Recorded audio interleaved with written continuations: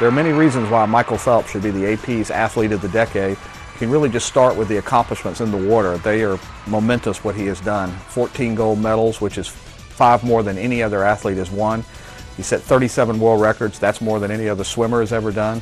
He's won 22 gold medals at the World Championships. I mean, nobody's even close to what this guy has done in the pool. For Michael Phelps, the accomplishments go beyond what he's done in the pool. This is a guy who's become a cultural icon with his performances. I mean, he's appeared on Saturday Night Live as a host. He's been on the covers of countless magazines, judged beauty contests. This is a guy who's made himself up there in that same level with guys like Kobe Bryant and Tiger Woods and Peyton Manning. You know, these guys got a Q rating up there with those guys, and nobody does that when you're a swimmer. So for that alone, you have to consider Michael Phelps one of the real favorites for the AP's Athlete of the Decade. When you're talking about Michael Phelps, again, the accomplishments alone are enough to consider him for Athlete of the Decade. But let's look at what he's done to get swimming into the limelight. Now, here's a guy that probably just because of him, NBC convinced the IOC to switch swimming to morning finals in Beijing so they could show it live in the United States. And you know, how many millions of Americans were gathered around their TV every night to see him go for those 8 gold medals in Beijing.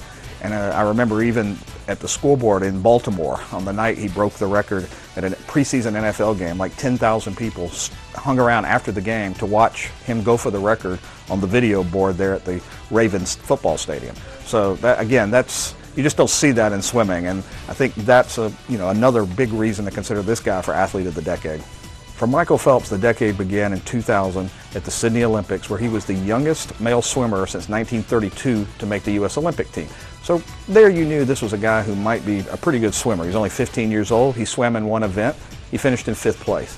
But the day after that event, the 5th place finish, here's a kid who had every reason to say, I'm going to go out and celebrate, go see the sights here down under, go see the Opera House and the Sydney Bridge and everything.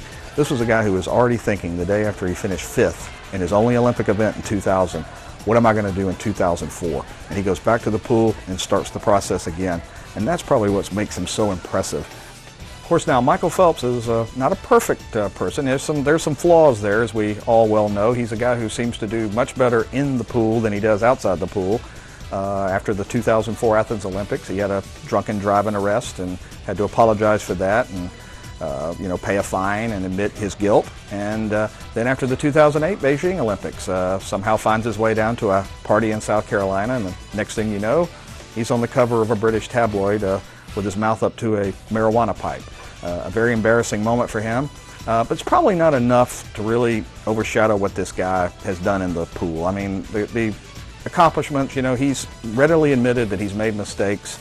I don't think it compares to necessarily some of the other athletes that we've seen some very serious crimes, not to diminish what he's done, but I think that it doesn't overshadow what he's accomplished for the sport of swimming and for himself, and to put himself among the greats of Olympic history.